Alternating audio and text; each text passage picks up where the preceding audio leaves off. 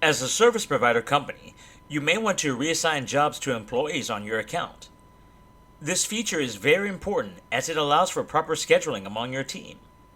For example, if an employee is no longer available on a specific day, an admin user may reassign that employee's job to someone else on the team. To reassign a single job, select Jobs on the left navigation bar. Then select any job that has the status of accepted, pending, or started. Click the Reassign To drop-down on the Job Details overlay and select a user from the drop-down menu.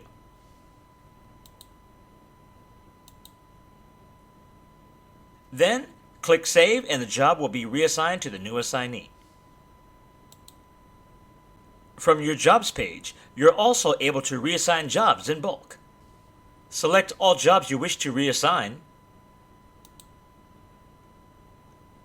Then click the Reassign Jobs button on the top right-hand corner.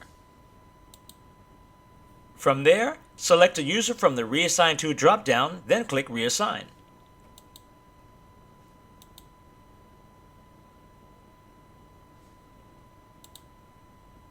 The selected user will be reassigned to all jobs selected. And that's it. Reassigning jobs is easy with Checklist.